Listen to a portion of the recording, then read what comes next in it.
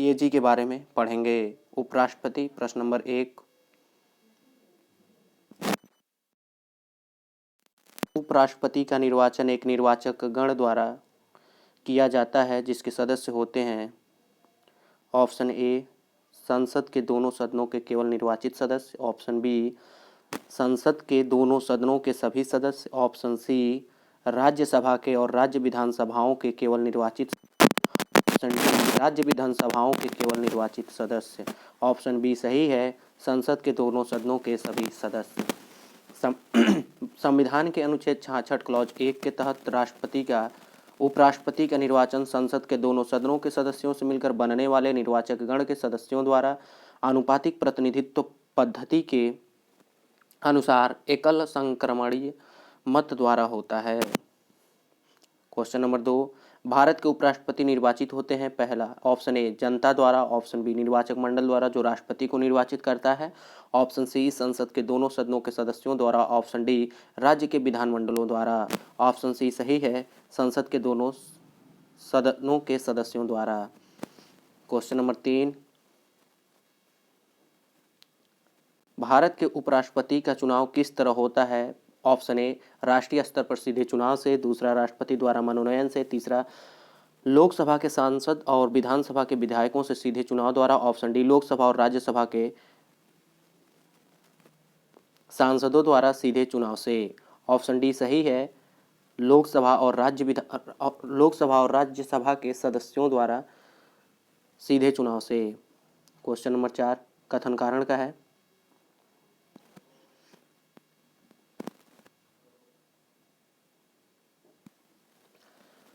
कथन ए कोई व्यक्ति उपराष्ट्रपति निर्वाचित होने का पात्र तभी रहेगा जब वह राज्यसभा का सदस्य होने के लिए अर्हित हो,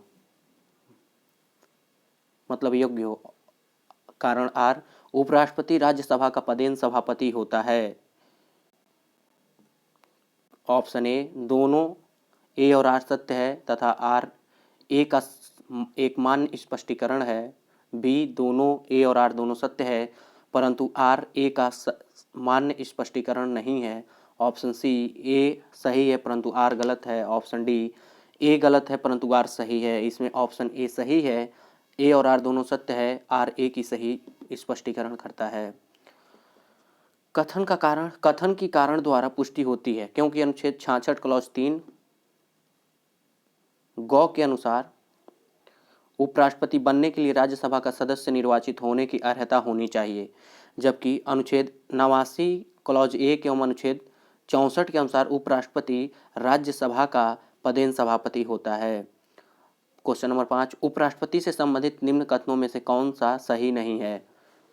पहला उपराष्ट्रपति बनने के लिए व्यक्ति के पास जनता के सदन के सदस्य निर्वाचित होने की योग्यता है। दूसरा राज्यसभा की विधायिका का सदस्य इस पद के लिए उम्मीदवार हो सकता है, राज्य की विधायिका। तीसरा उपराष्ट्रपति के पद का कार्यकाल उतना ही होता है जितना कि राष्ट्रपति का। चौथा उसको एक औपचारिक महाभियोग द्वारा पद से हटाया जा सकता है। ऑप्शन ए 1 और 2 दोनों सही है। ऑप्शन बी 2 एवं 3, ऑप्शन सी 1 और 4 और ऑप्शन डी 3 और 4। ऑप्शन सी 1 और 4 सही है। क्वेश्चन नंबर 6 1 मिनट व्याख्या। उपराष्ट्रपति बनने के लिए आवश्यक है कि व्यक्ति के पास राज्यसभा का सदस्य निर्वाचित होने की योग्यता हो। इस प्रकार कथन 1 गलत है। राष्ट्रपति को राज्यसभा में प्रस्तुत एवं सामान्य बहुमत से पारित संकल्प जिसे लोकसभा सहमत हो से हटाया जा सकता है। इस प्रकार कथन 4 गलत है क्योंकि औपचारिक महाभियोग विशेष बहुमत की आवश्यकता होती है। क्वेश्चन नंबर 6 निम्नलिखित में से कौन भारत के उपराष्ट्रपति का निर्वाचन करता है। पहला लोकसभा के सदस्य, दूसरा राज्यसभा के सदस्य, तीसरा विधानसभाओं के सदस्य, चौथा विधान परिषदों के सदस्य। ऑप्शन ए 1 और 2, ऑप्शन बी 1 और 3, ऑप्शन सी 1 2 3, ऑप्शन डी 1 2 3 4, जिसमें ऑप्शन ए सही है 1 और 2 लोकसभा एवं राज्यसभा के सदस्य। क्वेश्चन नंबर 7 भारत का उपराष्ट्रपति। पहला भारत का द्वितीय उच्चतम प्रतिष्ठित पदाधिकारी है। दूसरा भारत के उपराष्ट्रपति के पास पद से संबद्ध कोई औपचारिक कार्य यानी दायित्व तो नहीं है। तीसरा, राष्ट्रपति की अनुपस्थिति में उसके कार्यों का निर्वहन करता है। चौथा, राष्ट्रपति की पदत्याग, अपदस्थीकरण अथवा मृत्यु के चलते राष्ट्रपति के रूप में कार्य करता है। ऑप्शन ए 1 और 2, option B 1 2 3, option C 1 3 4, option D सभी। ऑप्शन डी सभी। भारत का उपराष्ट्रपति राष्ट्रपति के पश्चात भारत का द्वितीय उच्चतम प्रतिष्ठित पदाधिकारी है। वह राज्यसभा का पदेन सभापति होता है, परंतु उसके पास उपराष्ट्रपति पद से संबद्ध कोई औपचारिक दायित्व तो नहीं है। वह राष्ट्रपति के पद त्याग, अपदस्थीकरण अथवा मृत्यु की स्थिति या राष्ट्रपति की अनुपस्थिति में उसके कार्यों का निर्वहन करता है। इस प्रकार अभिष्ट उत्तर डी सही है। क्वेश्चन नंबर 8, उपराष्ट्रपति को उसके पद से निम्न में से किसके प्रस्ताव के द्वारा हटाया जा सकता है? ऑप्शन ए राज्य परिषद के, ऑप्शन बी लोकसभा के, ऑप्शन सी कैबिनेट के, ऑप्शन डी मंत्रिपरिषद के। ऑप्शन ए सही है, राज्य परिषद के। संविधान के अनुच्छेद 67 क्लॉज ख के अनुसार उपराष्ट्रपति को राज्य परिषद अथवा राज्यसभा के ऐसे प्रस्ताव के द्वारा उस अपने पद से हटाया जा सकेगा जिसे राज्यसभा के तत्कालीन समस्त सदस्यों के बहुमत से पारित किया है और जिससे लोकसभा सहमत है। किंतु इस खंड के प्रयोजन के लिए कोई प्रस्ताव तब तक प्रस्तुत नहीं किया जाएगा जब तक कि उस संकल्प को प्रस्तावित करने के आशय की सूचना कम से कम 14 दिन पूर्व उसे दे दी गई हो। क्वेश्चन नंबर 9, उपराष्ट्रपति को पदच्युत करने संबंधी प्रस्ताव प्रस्तुत किया जा सकता है। ऑप्शन ए संसद के दोनों सदनों में, ऑप्शन बी राज्यसभा में, ऑप्शन सी लोकसभा में, ऑप्शन डी उपरोक्त में किसी में नहीं। ऑप्शन बी सही है, राज्यसभा में। क्वेश्चन नंबर 10, भारत के उपराष्ट्रपति को पदच्युत करने संबंधी प्रस्ताव प्रस्तावित किया जा सकता है ऑप्शन ए केवल लोकसभा में, ऑप्शन बी संसद के किसी भी सदन में, ऑप्शन डी संसद की संयुक्त बैठक में, ऑप्शन डी केवल राज्यसभा में। इसमें ऑप्शन डी सही है, केवल राज्यसभा में। क्वेश्चन नंबर 11, राज्यसभा का सभापति कौन है? पहला ऑप्शन ए राष्ट्रपति, दूसरा उपराष्ट्रपति, ऑप्शन सी राज्य प्रधानमंत्री, ऑप्शन डी लोकसभा के अध्यक्ष, जिसमें ऑप्शन बी सही है, उपराष्ट्रपति।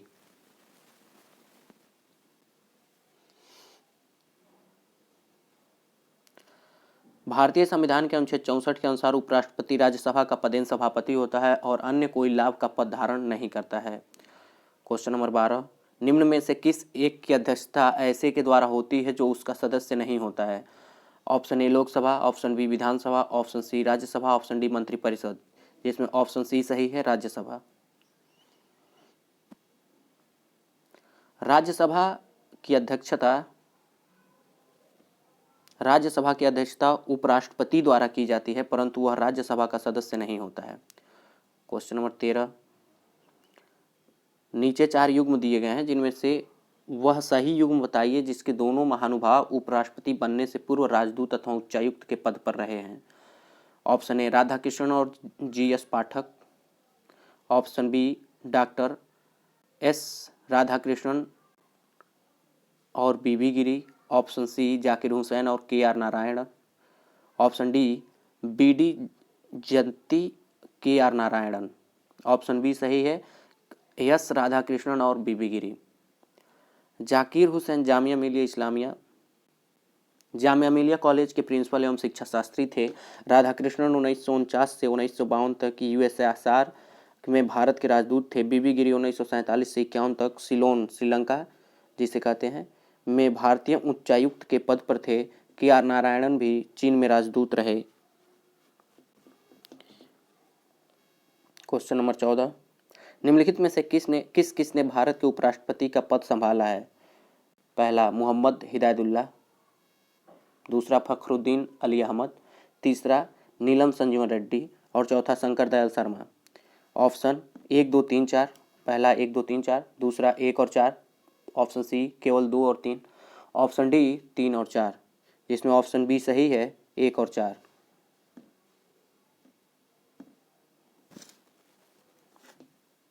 एक और 4 मोहम्मद हिदायतुल्लाह और शंकर दयाल शर्मा।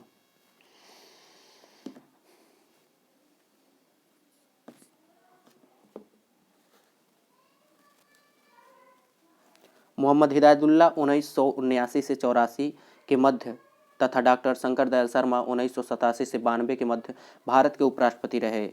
फखरुद्दीन अली अहमद तथा नीलम संजीव रेड्डी भारत के उपराष्ट्रपति नहीं रहे थे, इन्होंने सीधे भारत के राष्ट्रपति पद को सुशोभित किया था। क्वेश्चन नंबर 15, मोहम्मद हामिद अंसारी का भारत के उपराष्ट्रपति के रूप में क्रमांक है? ऑप्शन ए 10वां, ऑप्शन बी 11वां, ऑप्शन सी 12वां, ऑप्शन डी 13वां, जिसमें ऑप्शन सी सही है 12वां।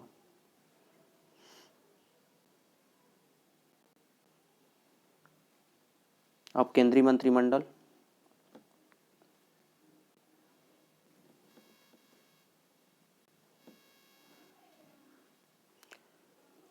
प्रश्न नंबर 1,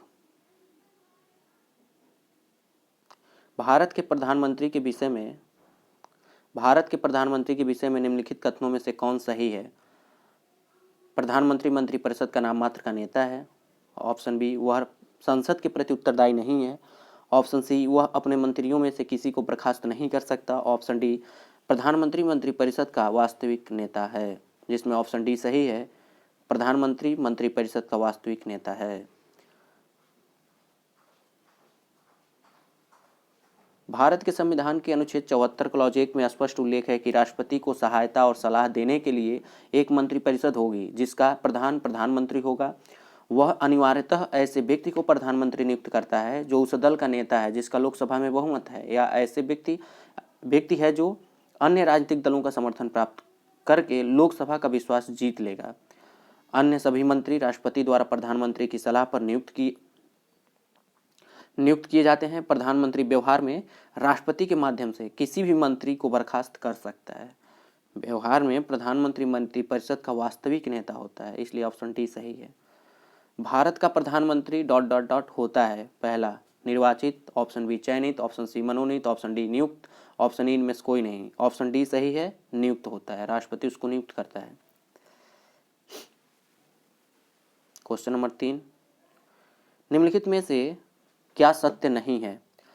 ऑप्शन ए, राष्ट्रपति या राज्यपाल को शासकीय कार्यों के लिए विधिक कार्यवाही से उन्मुक्ति है।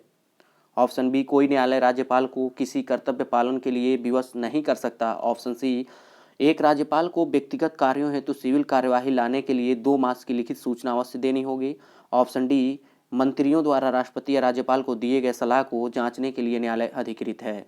ऑप्शन डी सही है, मंत्रियों द्वारा राष्ट्रपति या राज्यपाल को दिए गए सलाह को जांचने के लिए न्यायालय अधिकृत है। व्याख्या, अनुच्छेद 74 क्लॉज 1 के अनुसार राष्ट्रपति अपनी शक्तियों का प्रयोग मंत्रिपरिषद की सलाह के अनुसार करेगा। अनुच्छेद 74 क्लॉज 2 के अनुसार इस प्रश्न की किसी न्यायालय में जांच नहीं की जाएगी कि क्या मंत्रियों ने राष्ट्रपति को कोई सलाह दी और यदि दी तो क्या दी। ऐसी ही व्यवस्था राज्यपाल के संदर्भ में अनुच्छेद 163 क्लॉज 3 में प्रदान की गई है। क्वेश्चन नंबर 4, भारत का प्रधानमंत्री मुख्य है? ऑप्शन ए, राज्य सरकार का, ऑप्शन बी, केंद्रीय सरकार का, ऑप्शन सी, राज्य तथा केंद्रीय सरकार दोनों का, ऑप्शन डी, उपरोक्त में से कोई नहीं, जिसमें ऑप्शन बी सही है, केंद्र सरकार का।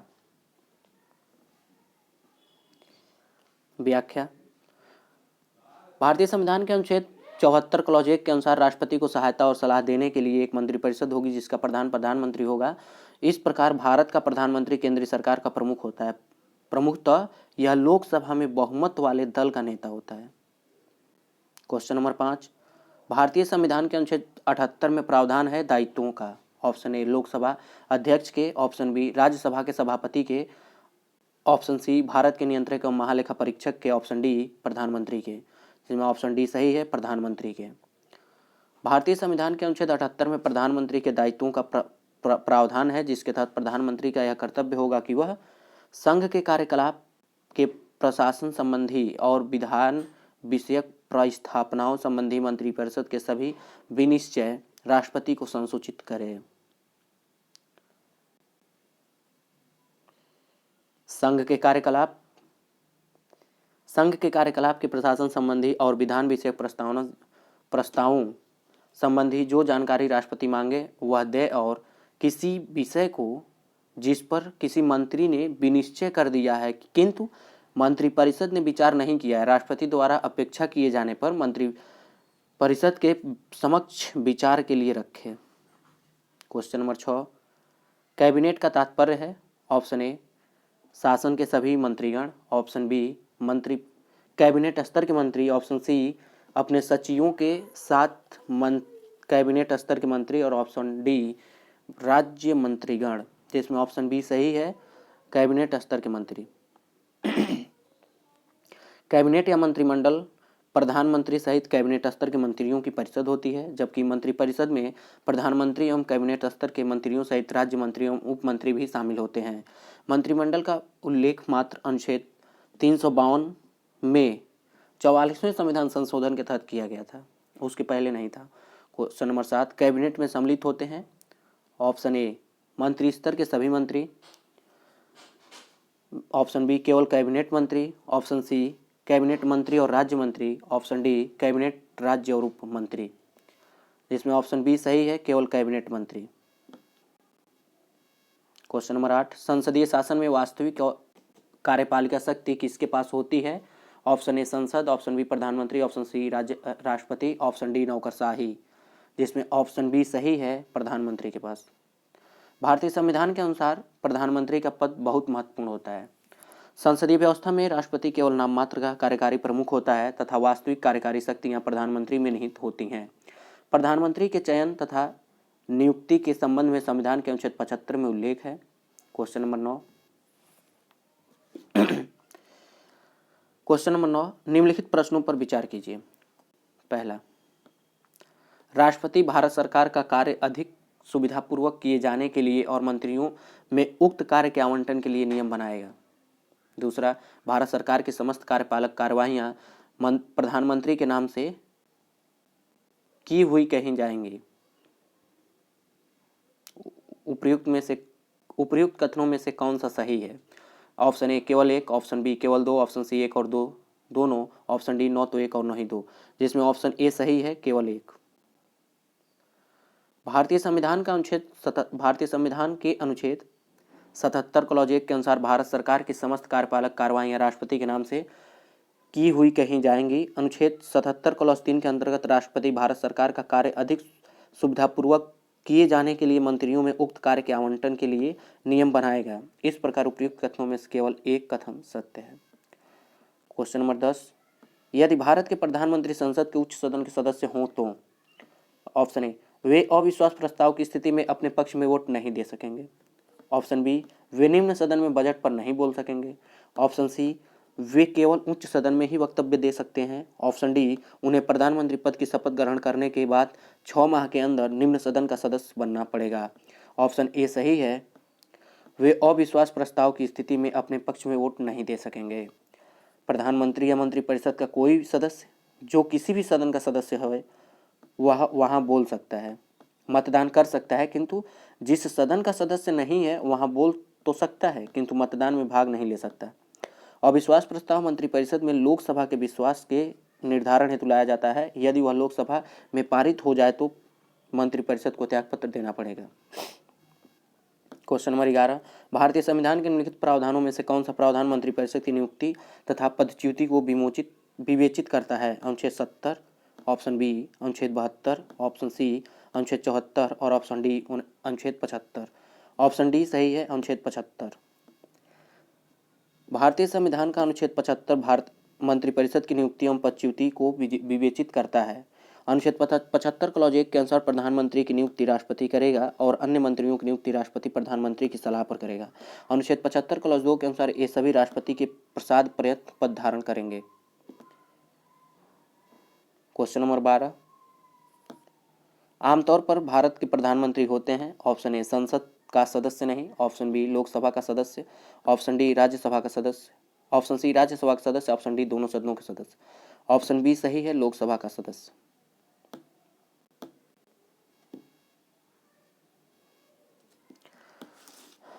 संविधान के अनुसार प्रधानमंत्री दोनों सदनों में किसी का भी सदस्य हो सकता है। आमतौर पर वो लोकसभा का सदस्य होता है क्योंकि लोकसभा जनता के द्वारा प्रत्यक्ष रूप से निर्वाचित निकाय है और वह लोकतांत्रिक ढंग से निर्वाचित सरकार का प्रतिनिधित्व करता है। फिर भी राज्यसभा से प्रधानमंत्री बनाए जाने पर कोई प्रतिबंध नहीं है, लेकिन ज़्यादा लोकतांत्रिक यही है कि वह लोकसभा का सदस्य हो। Question number 13, council of scientific and industrial research का अध्यक्ष कौन है?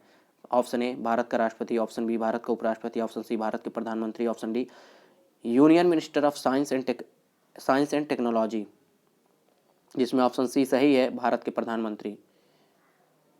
क्वेश्चन नंबर 14, राष्ट्रीय सुरक्षा समिति का प्रधान कौन होता है? ऑप्शन ए गृह मंत्री, ऑप्शन बी प्रधानमंत्री, ऑप्शन सी राष्ट्रपति, ऑप्शन डी उपराष्ट्रपति, जिसमें ऑप्शन बी सही है, प्रधानमंत्री। क्वेश्चन नंबर 15, भारत के प्रधानमंत्री की नियुक्ति के समय ए जरूरी नहीं कि वह संसद के दोनों सदनों में से किसी एक का अवश्य रूप से सदस्य हो, परंतु उसे 6 माह के अंदर आवश्यक रूप से दोनों में से किसी एक सदन का सदस्य हो जाना चाहिए। ऑप्शन बी जरूरी नहीं कि वह सदन के दोनों सदनों में से किसी एक का अवश्य रूप से सदस्य हो, परंतु उसे 6 माह के अंदर लोकसभा का सदस्य हो जाना चाहिए। ऑप्शन सी संसद के दोनों सदनों में से किसी एक का आवश्यक रूप से सदस्य होना चाहिए। ऑप्शन डी आवश्यक रूप से लोकसभा का सदस्य होना चाहिए, जिसमें ऑप्शन ए सही है, जरूरी नहीं है कि वह संसद के दोनों सदनों में से किसी एक का आवश्यक रूप से सदस्य हो, परंतु उसे 6 माह के अंदर आवश्यक रूप से दोनों में से किसी एक का सदस्य हो जाना चाहिए। राष्ट्रपति द्वारा उस व्यक्ति को प्रधानमंत्री नियुक्त किया जाता है जिसे लोकसभा में बहुमत प्राप्त दल के द्वारा अपना नेता चुना जाता है। प्रधानमंत्री की नियुक्ति के समय उसका किसी सदन का सदस्य होना आवश्यक नहीं है, किंतु प्रधानमंत्री पद पर नियुक्त किए जाने के 6 माह के भीतर उसे किसी एक सदन का सदस्य बन जाना आवश्यक होगा, अन्यथा 6 माह बाद वह अपने पद पर नहीं रह पाएगा। क्वेश्चन नंबर 16, भारत का प्रधानमंत्री बनने के लिए न्यूनतम आयु कितनी होनी चाहिए? अनुच्छेद ए 21 वर्ष, बी 25 वर्ष, सी 30 वर्ष, डी 35 वर्ष, जिसमें ऑप्शन बी सही है, 25 वर्ष। संविधान के अनुच्छेद 75 क्लॉज 1 के अनुसार राष्ट्रपति प्रधानमंत्री की नियुक्ति करेगा। वह व्यक्ति संसद सदस्य होना अनिवार्य है, लोकसभा या राज्यसभा किसी एक का, अथवा 6 माह के भीतर उसे संसद का सदस्य होना होगा, अर्थात लोकसभा के सदस्य के रूप में कम से कम 25 वर्ष तथा राज्यसभा के सदस्य के रूप में कम से कम 30 वर्ष की आयु होनी चाहिए। अतः इस हेतु न्यूनतम 25 वर्ष लोकसभा सदस्य हेतु हो।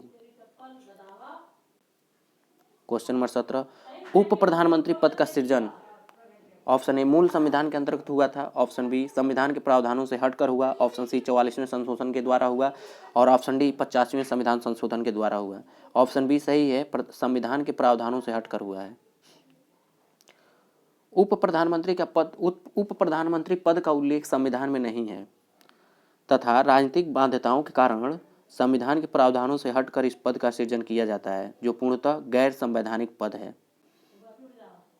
18वां प्रधानमंत्री मनमोहन सिंह, ऑप्शन ए पंजाब से लोकसभा के सदस्य हैं, ऑप्शन बी पंजाब से राज्यसभा के सदस्य हैं, ऑप्शन सी राजस्थान से राज्यसभा के सदस्य हैं, ऑप्शन डी असम से राज्यसभा के सदस्य हैं।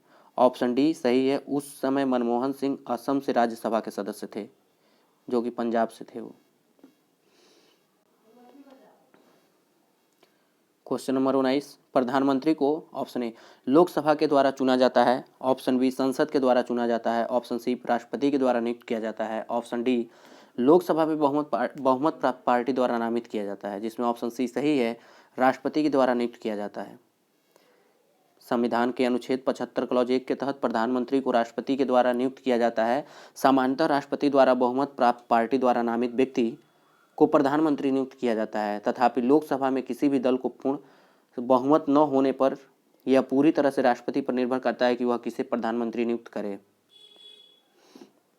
क्वेश्चन नंबर 20, अगर लिखित में से कौन सा वक्तव्य सही है? भारत का प्रधानमंत्री ऑप्शन ए संसद के दोनों सदनों के सदस्यों में से अपने मंत्रियों का चयन करने के लिए स्वतंत्र है, ऑप्शन बी इस विषय में भारत के राष्ट्रपति के साथ उचित परामर्श करके अपने मंत्रिमंडल के सहयोगियों का चयन कर सकता है, ऑप्शन सी अपने मंत्रिमंडल में मंत्री के रूप में काम करने के लिए व्यक्तियों का चयन करने में पूर्णतः स्वविवेक का प्रयोग कर सकता है, और ऑप्शन डी अपने मंत्रिमंडल के सहयोगियों का चयन करने में सीमित शक्तियां रखता है, क्योंकि स्वविवेक प्रयोग की शक्तियां भारत के राष्ट्रपति में निहित हैं, जिसमें ऑप्शन सी सही है, अपने मंत्रिमंडल में मंत्री के रूप में काम करने के लिए व्यक्तियों का चयन करने में पूर्णतः स्वविवेक का प्रयोग करता है। प्रधानमंत्री मंत्रिपरिषद का प्रधान होता है, उसे अपने सहयोगियों के रूप में ऐसे व्यक्तियों को चुनने का पूर्ण अधिकार है जो उसके साथ मिलकर कार्य कर सकें। इस प्रकार मंत्रियों के चयन में वह स्वविवेक का प्रयोग करता है। वह संसद के बाहर के व्यक्ति को भी मंत्री बना सकता है, परंतु उस मंत्री को 6 माह के अंदर संसद सदस्य बनना अनिवार्य है। ऐसा न होने पर उसे 6 माह के पश्चात मंत्री पद से मुक्त हो जाना पड़ता है। अनुच्छेद 75 क्लॉज 5 में कहा गया है। क्वेश्चन नंबर 21, जो व्यक्ति संसद का सदस्य नहीं केंद्रीय मंत्री रह सकता है? ऑप्शन ए 1 वर्ष, ऑप्शन बी 6 माह, ऑप्शन सी 3 माह, ऑप्शन डी 1 माह, जिसमें ऑप्शन बी सही है 6 माह।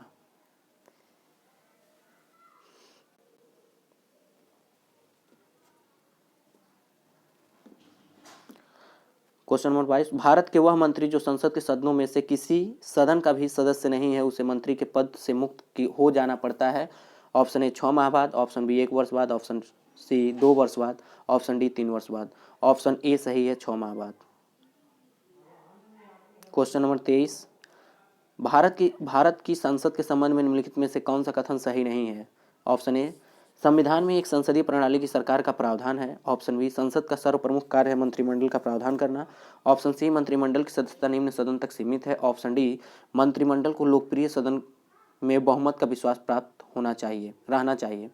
ऑप्शन सी सही है, मंत्रिमंडल की सदस्यता निम्न सदन तक सीमित है। गलत है क्योंकि मंत्रिमंडल का सदस्य निम्न सदन के साथ साथ उच्च सदन का भी हो सकता है।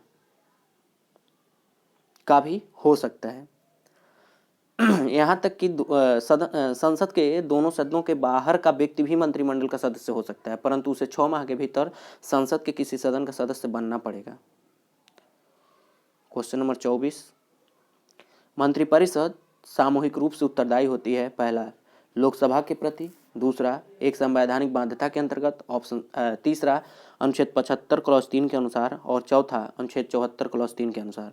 उपरोक्त में से कौन से कथन सही हैं? ऑप्शन ए 1 और 2 दोनों, option B 1 2 3, option C 1 3 4, option D 1 2 3 4, जिसमें ऑप्शन बी सही है 1 2 3।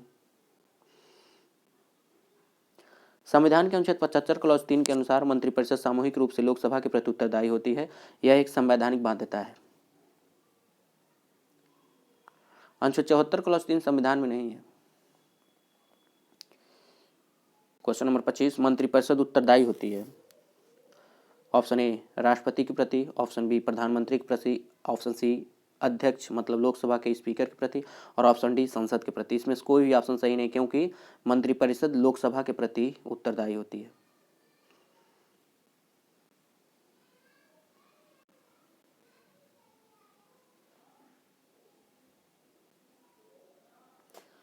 अनुच्छेद 75 क्लॉज 3 के अनुसार मंत्रिपरिषद लोकसभा के प्रति सामूहिक रूप से उत्तरदायी होती है। अतः निकटतम उत्तर संसद होगा, चूंकि लोकसभा विकल्प में नहीं है। मंत्रिपरिषद किसके प्रति उत्तरदायी होती है? ऑप्शन ए संसद के, ऑप्शन बी राष्ट्रपति के, ऑप्शन सी लोकसभा अध्यक्ष के, ऑप्शन डी लोकसभा अध्यक्ष तथा राज्यसभा के सभापति के। इसमें भी ऑप्शन कोई सही नहीं है, एक्चुअल सही नहीं है, क्योंकि यहाँ पे लोकसभा होना चाहिए, लोकसभा के प्रति उत्तरदायी होती है। क्वेश्चन नंबर 27, मंत्रिपरिषद सामूहिक रूप से निम्न में से किसके प्रति उत्तरदायी होती है? ऑप्शन ए प्रधानमंत्री के प्रति, ऑप्शन बी राष्ट्रपति के प्रति, ऑप्शन सी राज्यसभा के प्रति, ऑप्शन डी लोकसभा के प्रति। इसमें ऑप्शन डी सही है, लोकसभा के प्रति। क्वेश्चन नंबर 28,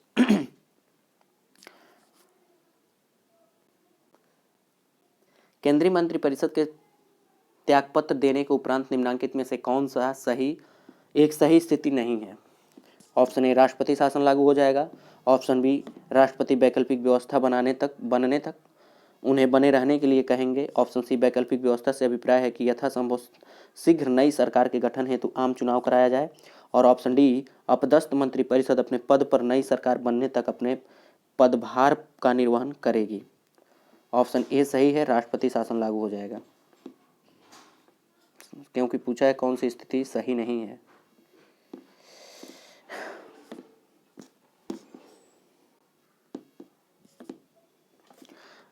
राष्ट्रपति शासन अनुच्छेद 356 के अंतर्गत 2 आधारों पर घोषित किया जा सकता है। एक तो अनुच्छेद 356 में ही वर्णित है, और दूसरा अनुच्छेद 365 में। भारतीय संविधान में केंद्रीय मंत्रिपरिषद के त्यागपत्र देने की स्थिति में राष्ट्रपति शासन लागू होने की कोई व्यवस्था नहीं है। वैकल्पिक व्यवस्था होने तक वह मंत्रिपरिषद अपना कार्य करती रहती है। क्वेश्चन नंबर 29, संघीय मंत्रिपरिषद के मंत्री सामूहिक रूप से उत्तरदायी होते हैं। ऑप्शन ए प्रधानमंत्री के प्रति, ऑप्शन बी राष्ट्रपति के प्रति, ऑप्शन सी संसद के प्रति, ऑप्शन डी केवल लोकसभा के प्रति। ऑप्शन डी सही है, केवल लोकसभा के प्रति। अनुच्छेद 75 क्लॉज 2 के अनुसार संघीय मंत्रिपरिषद मंत्री प्रधान राष्ट्रपति के पश्चात पद धारण करते हैं और अनुच्छेद 75 क्लॉज 3 के अनुसार मंत्रिपरिषद सामूहिक रूप से लोकसभा के प्रति उत्तरदायी होती है। क्वेश्चन नंबर 30, भारतीय संविधान के संदर्भ में निम्नलिखित कथनों पर विचार कीजिए। संघ मंत्रिपरिषद लोकसभा के प्रति सामूहिक रूप से उत्तरदायी होगी और संघ के मंत्री प्रधानमंत्री के पश्चात पद धारण करेंगे। ऑप्शन ए केवल एक सही है, ऑप्शन बी 1 और 2 दोनों सही है, ऑप्शन सी 9 तो 1 सही है और 9 ही 2 सही है, और ऑप्शन डी केवल 2 सही है, जिसमें ऑप्शन ए केवल 1 सही है। क्वेश्चन नंबर 31, निम्नलिखित कथनों पर विचार कीजिए। केंद्र में मंत्रिपरिषद संसद के प्रति सामूहिक रूप से उत्तरदायी होगी। दूसरा, संघीय मंत्री भारत के राष्ट्रपति के पश्चात पद धारण करेंगे। और तीसरा, विधि निर्माण हेतु प्रस्ताव के बारे में प्रधानमंत्री राष्ट्रपति को सूचित करेगा। ऑप्शन ए केवल 1 सही है, ऑप्शन 2 और 3 सही है, ऑप्शन सी 1 और 3 सही है, ऑप्शन डी 1, 2 और 3 सही है, जिसमें ऑप्शन बी सही है, केवल 2 और 3। संविधान के अनुच्छेद 75 क्लॉज 3 के अनुसार मंत्रिपरिषद लोकसभा के प्रति सामूहिक रूप से उत्तरदायी होगी, न कि संसद, जिसके अंतर्गत राष्ट्रपति, लोकसभा और राज्यसभा आते हैं। अनुच्छेद 75 क्लॉज 2 के अनुसार संघीय मंत्री राष्ट्रपति के पश्चात पद धारण करेंगे। अनुच्छेद 78 क्लॉज 1 के अनुसार प्रधानमंत्री विधि एवं प्रशासन संबंधी प्रस्तावों की सूचना राष्ट्रपति को देगा। क्वेश्चन नंबर 32, निम्नलिखित में से किसका भारत के संविधान में तो स्पष्ट उल्लेख नहीं है पर परिपाटी के रूप में पालन किया जाता है। ऑप्शन ए, वित्त मंत्री को निम्न सदन का सदस्य होना चाहिए। ऑप्शन बी, प्रधानमंत्री यदि निम्न सदन में बहुमत खो दे तो उसे त्यागपत्र दे देना चाहिए। ऑप्शन सी, मंत्रिपरिषद में भारत के सभी भागों का प्रतिनिधित्व हो। ऑप्शन डी, अपनी पदावधि की समाप्ति से पूर्व ही राष्ट्रपति और उपराष्ट्रपति दोनों के एक साथ पद त्याग करने पर संसद के निम्न सदन का अध्यक्ष राष्ट्रपति के कृत्यों का निर्वहन करेगा। ऑप्शन बी सही है, प्रधानमंत्री यदि निम्न सदन में बहुमत खो देता है तो उसे त्यागपत्र दे देना चाहिए। प्रधानमंत्री यदि निम्न सदन यानी कि लोकसभा में बहुमत खो दे तो वह त्यागपत्र दे देता है। इसका संविधान में कहीं उल्लेख नहीं है, किंतु निम्न सदन के प्रति सामूहिक उत्तरदायित्व की व्यवस्था अनुच्छेद 75 क्लॉज 3 के अंतर्गत के कारण यह परंपरा है कि वह बहुमत खोते ही त्यागपत्र दे देता है। क्वेश्चन नंबर 33, निम्नलिखित में से कौन सा एक प्रस्ताव भारत में मंत्रिपरिषद रख सकती है। ऑप्शन ए, अविश्वास प्रस्ताव, ऑप्शन बी, भर्त्सना प्रस्ताव, ऑप्शन सी, स्थगन प्रस्ताव और ऑप्शन डी, विश्वास प्रस्ताव। इसमें ऑप्शन डी सही है, विश्वास प्रस्ताव। संसद में विश्वास प्रस्ताव मोशन ऑफ कॉन्फिडेंस समर्थन प्रस्ताव के रूप में सरकार द्वारा रखा जाता है। इस प्रकार के प्रस्ताव को संसद में ही स्वीकृत अथवा अस्वीकृत किया जाता है। सरकार विश्वास प्रस्ताव संसद में तभी लाती है जब उसे लोकसभा में अपना बहुमत समर्थन साबित करना होता है। विश्वास प्रस्ताव प्रधानमंत्री या उसकी मंत्रिपरिषद अथवा उनमें से कोई एक सदस्य रख सकता है, जबकि लोकसभा में अविश्वास प्रस्ताव विपक्ष के किसी सदस्य द्वारा लाया जाता है। लोकसभा में अविश्वास प्रस्ताव पास हो जाने पर मंत्रिपरिषद को त्यागपत्र देना पड़ता है। क्वेश्चन नंबर 34, किस सदन के सदस्यों द्वारा बहुमत से अविश्वास प्रस्ताव पास होने पर मंत्रिपरिषद को त्यागपत्र देना पड़ता है। ऑप्शन ए लोकसभा के, ऑप्शन बी राज्यसभा के, ऑप्शन सी दोनों सदनों के अलग अलग, ऑप्शन डी दोनों सदनों की संयुक्त बैठक में, जिसमें ऑप्शन ए सही है, लोकसभा के।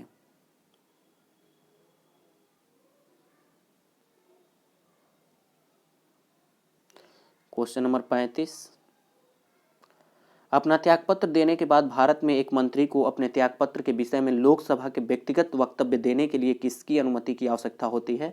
ऑप्शन ए प्रधानमंत्री की, ऑप्शन बी स्पीकर की, ऑप्शन सी राष्ट्रपति की, ऑप्शन डी सर्वोच्च न्यायालय की, ऑप्शन ई उपरोक्त में से कोई नहीं। ऑप्शन बी सही है, स्पीकर की। लोकसभा स्पीकर की अनुमति आवश्यक है। नियमावली 199 के अंतर्गत मंत्री को अपने त्यागपत्र के विषय में लोकसभा में व्यक्तिगत वक्तव्य देने के लिए स्पीकर की अनुमति की आवश्यकता होती है। यदि मंत्री वक्तव्य नहीं देना चाहता है तो स्पीकर के द्वारा उसको अपने त्यागपत्र के विषय में बोलने के लिए बाध्य नहीं किया जा सकता है। यह मंत्री की अपनी स्वतंत्र इच्छा होती है। क्वेश्चन नंबर 36, मंत्रिपरिषद के विरुद्ध अविश्वास प्रस्ताव लाने के लिए लोकसभा के सदस्यों की संख्या होनी चाहिए। Option A 30, option B 40, option C 50, option D 60।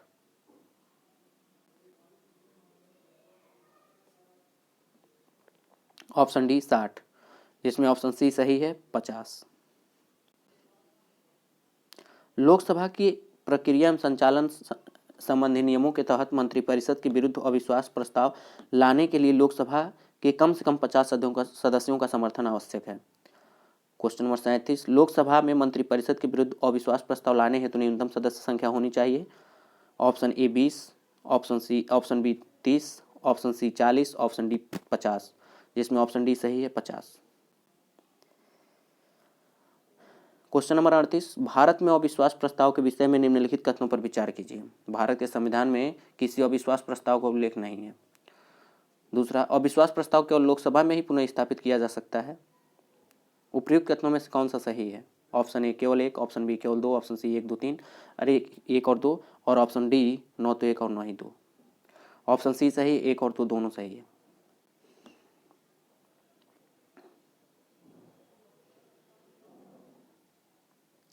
भारतीय संविधान के अनुच्छेद 75 क्लॉज 3 के अनुसार मंत्रिपरिषद लोकसभा के प्रति सामूहिक रूप से उत्तरदायी होगी। अतः अविश्वास प्रस्ताव मोशन ऑफ नो कॉन्फिडेंस केवल लोकसभा में ही पुनः स्थापित किया जा सकता है। इसके साथ ही भारत के संविधान में किसी अविश्वास प्रस्ताव का उल्लेख नहीं किया गया है।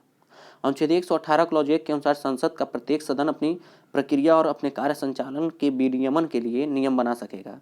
अतः लोकसभा ने अपने नियम 198 के 98 मंत्रियों के विरुद्ध अविश्वास प्रस्ताव की प्रक्रिया के लिए नियम बनाया है। इस प्रकार अविश्वास प्रस्ताव का उल्लेख संविधान में न होकर केवल लोकसभा के नियम 198 में है। क्वेश्चन नंबर 39, लाभ के पद का निर्णय कौन करेगा? ऑप्शन ए राष्ट्रपति एवं राज्यपाल, ऑप्शन बी संघीय संसद, ऑप्शन सी सर्वोच्च न्यायालय जिसे उच्चतम न्यायालय भी कहते हैं, और डी संघ लोक सेवा आयोग, जिसमें ऑप्शन बी सही है संघीय संसद। विश्लेषण,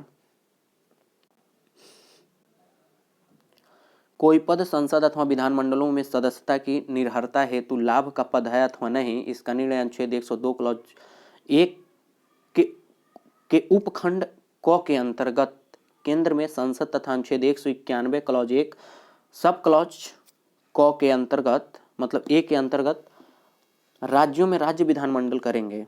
विश्लेषण 2, कोई व्यक्ति जो संसद अथवा विधानमंडलों की सदस्यता से लाभ के पद के आधार पर निरहर घोषित किया गया है, वह अपने लाभ के पद के कारण निरहर है अथवा नहीं, इसका निर्णय केंद्र में अनुच्छेद 103 क्लॉज 1 एवं 2 के अनुसार निर्वाचन आयोग की सलाह पर राष्ट्रपति करेगा तथा राज्यों में अनुच्छेद 192 क्लॉज 1 एवं क्लॉज 2 के अनुसार राज्य निर्वाचन आयोग की सलाह पर राज्यपाल करेगा। तब विश्लेषण 1 के अनुसार उत्तर बी होगा और विश्लेषण 2 के अनुसार ये होगा। मतलब ये कंफ्यूज हुआ, खुद कंफ्यूजन है इसमें साला। अनुच्छेद क्वेश्चन नंबर 40, भारतीय राजनीतिक व्यवस्था में कार्यपालिका ... के अधीन रहकर कार्य करती है। ऑप्शन ए न्यायपालिका, ऑप्शन बी विधायिका, ऑप्शन सी चुनाव आयोग, ऑप्शन डी संघ लोक सेवा आयोग। ऑप्शन बी सही है, विधायिका के अधीन रह के कार्य करती है। भारत में संसदात्मक शासन प्रणाली अपनाई गई है। भारतीय राजनीतिक व्यवस्था में कार्यपालिका विधायिका के अधीन रहकर कार्य करती है, क्योंकि राजनीतिक कार्यपालिका का गठन विधायिका के सदस्यों में से होता है और कार्यपालिका यानी कि मंत्रिपरिषद सामूहिक रूप से विधायिका यानी कि लोकसभा के प्रति उत्तरदायी होती है। Question number 41,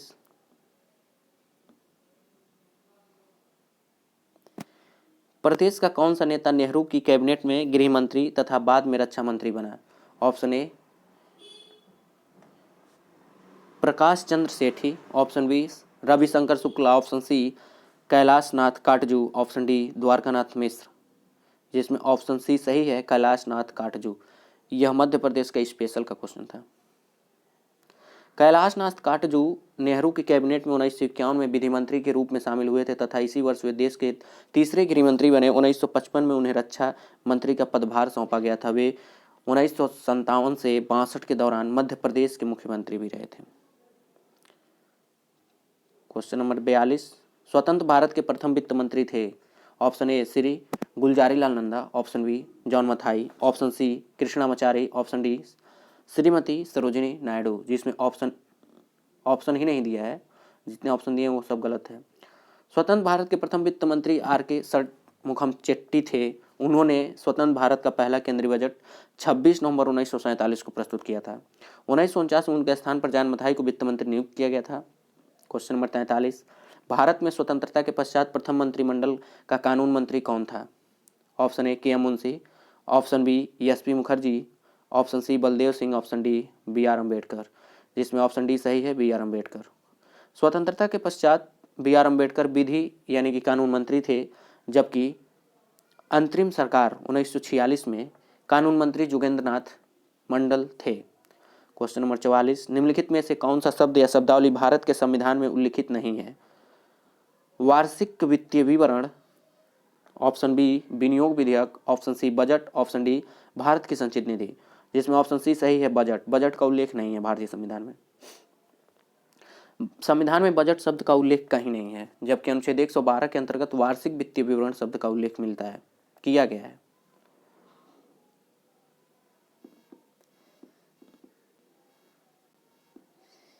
question number 45, Bharat के 12वें प्रधानमंत्री थे?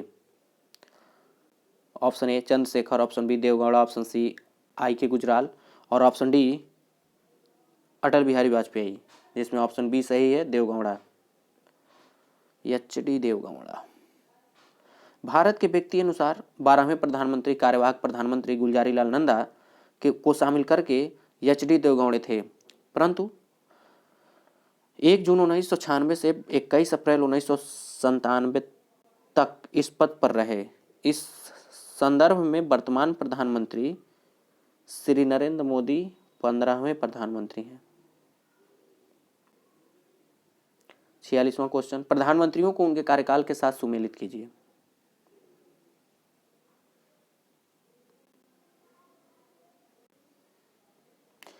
एक तरफ दिया है देवगौड़ा, दूसरा चंद्रशेखर, तीसरा अटल बिहारी वाजपेयी, चौथा इंद्र कुमार गुजराल और पांचवा विश्वनाथ प्रताप सिंह। दूसरी तरफ है 1999 से 2004, अटल बिहारी वाजपेयी का कार्यकाल था ये। 1989 90, तीसरा है 1990 से 91, चौथा है 1996 से 97 और पांचवा है 1997 से 98, जिसमें ऑप्शन डी सही है, 3, 5, 2, 1 और 4।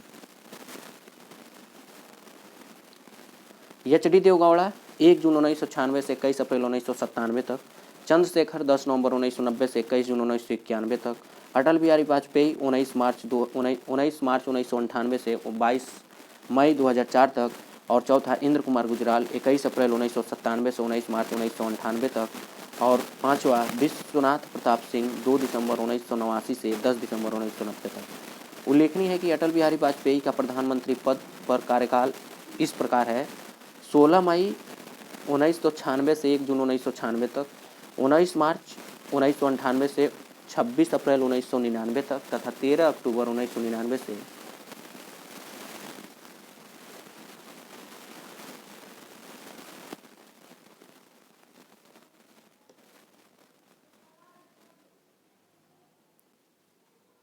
2004 तक। क्वेश्चन नंबर 47,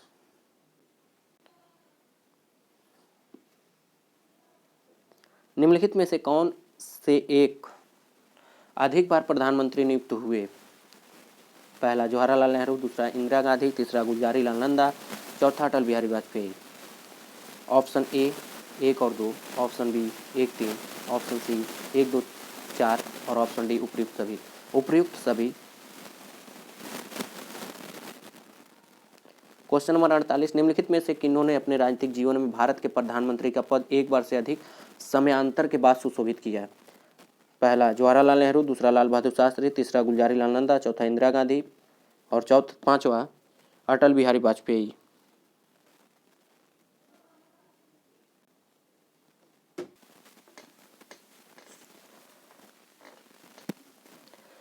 नीचे दिए गए कुछ से सही उत्तर चुनिए। ऑप्शन ए 1 और 2, 3, option B 1 3 4, option C 3 4 5, D 1 2 4 और 5। ऑप्शन सी सही है, 3 4 और 5। जवाहरलाल नेहरू के प्रधानमंत्रित्व काल में समयांतराल नहीं था। गुलजारीलाल नंदा पहली बार 27 मई 1964 से 9 जून 1964 तक एवं दूसरी बार 11 जनवरी 1966 से 24 जनवरी 1966 तक 2 समयांतराल में भारत के कार्यवाहक प्रधानमंत्री हुए। इंदिरा गांधी 1966 से 80 में और अटल बिहारी वाजपेयी पहली बार 1996 में, दूसरी बार 1998 में 2 समयांतरालियों में भारत के प्रधानमंत्री हुए। अतः स्पष्ट है कि विकल्प सी सही होगा। क्वेश्चन नंबर 49, भारत के किस प्रधानमंत्री की मृत्यु देश के बाहर हुई? Option A Jawaharlal Nehru, option B Morarji Desai, option G Lal Bahadur Shastri, option D Charan Singh. जिसमें ऑप्शन सी सही है, लाल बहादुर शास्त्री। भारत के द्वितीय प्रधानमंत्री लाल बहादुर शास्त्री की मृत्यु देश के बाहर ताशकंद, वर्तमान में उज्बेकिस्तान की राजधानी में 11 जनवरी 1966 को हुई थी।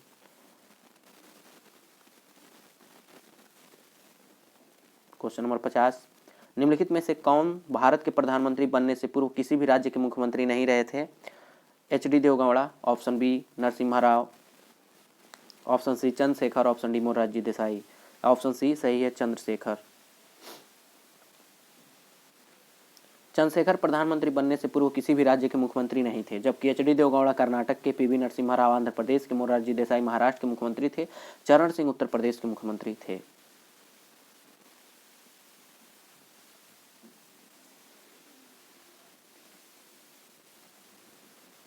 क्वेश्चन नंबर 51, निम्नलिखित में से कौन भारत के प्रधानमंत्री बनने से पूर्व किसी राज्य के मुख्यमंत्री नहीं रहे थे?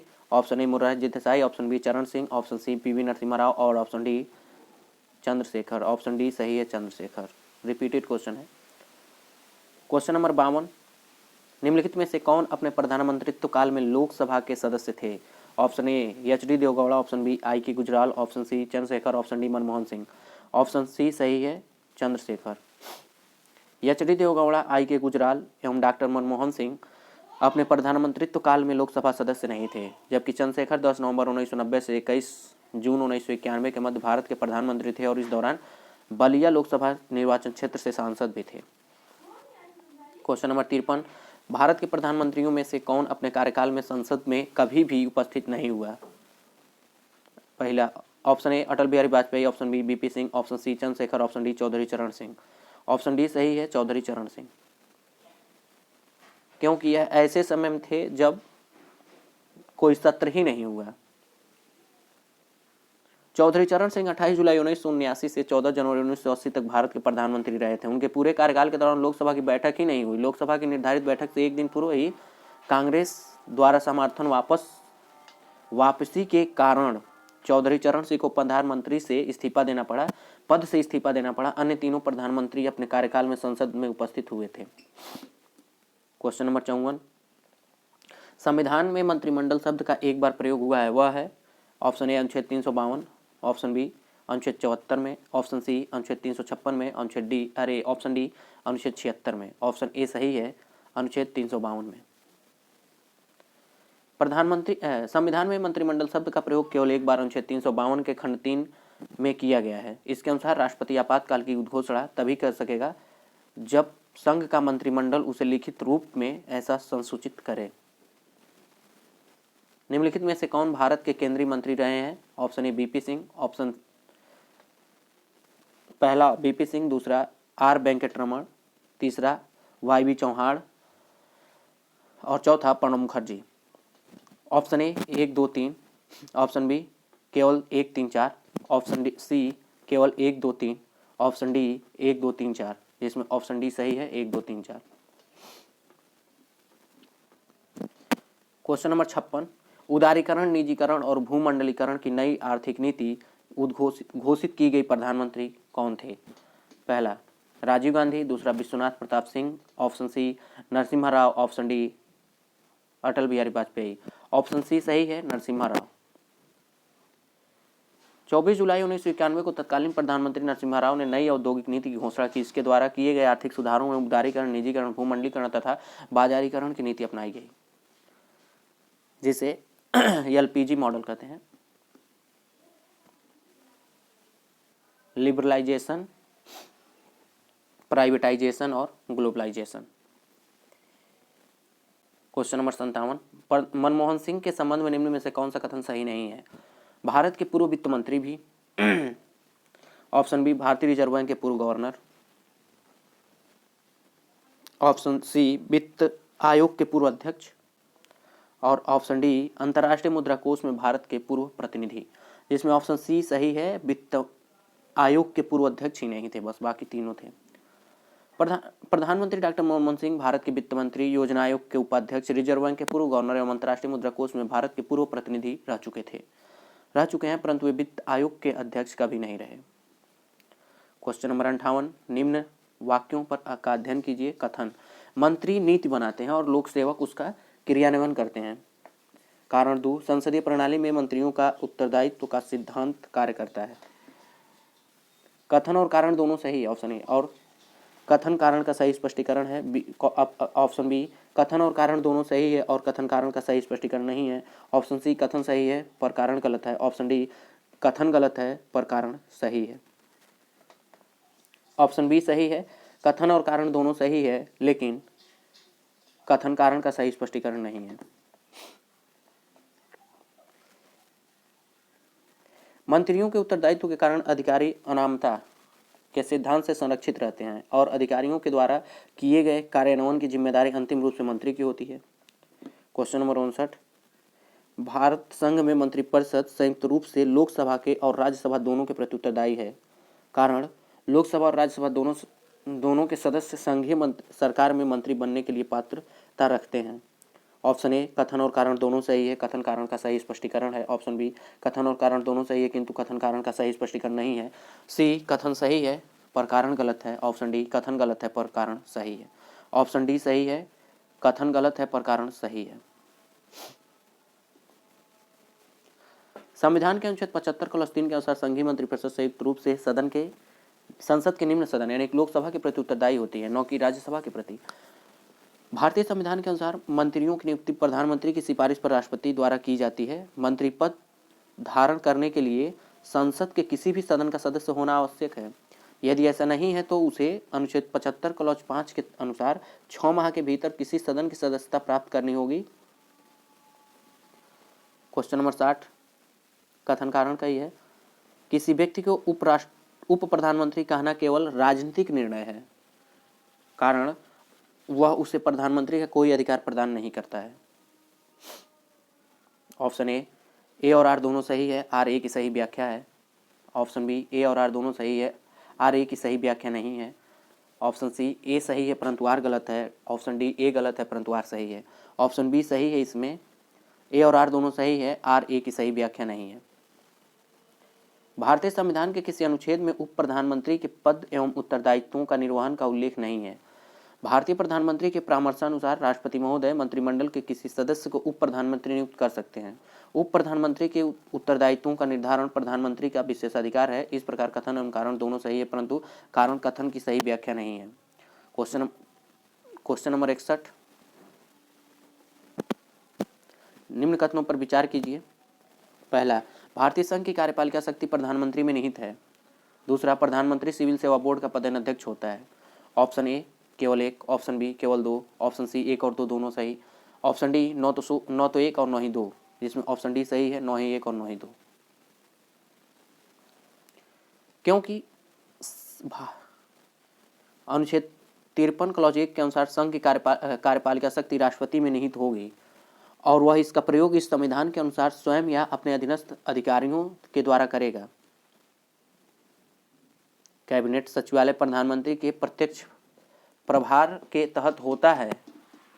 सचिवालय का प्रशासनिक प्रमुख कैबिनेट सचिव है, जो सिविल सेवा बोर्ड का पदाध्यक्ष भी होता है। इसलिए ऑप्शन कथन 2 भी गलत है। क्वेश्चन नंबर 62, केंद्रीय सरकार के संदर्भ में निम्नलिखित कथनों पर विचार कीजिए। पहला, भारत के संविधान में उपबंध है कि समस्त कैबिनेट मंत्री अनिवार्य रूप से केवल लोकसभा के ही आसीन सदस्य होंगे। और दूसरा, केंद्रीय कैबिनेट सचिवालय संसदीय कार्य मंत्रालय के निर्देशाधीन कार्य करता है। ऑप्शन ए केवल 1, ऑप्शन 2 केवल 2, ऑप्शन सी 1 और 2 दोनों, ऑप्शन डी न तो 1 और न ही 2। जिसमें ऑप्शन डी सही है, 9 ही 1 और 9 ही 2।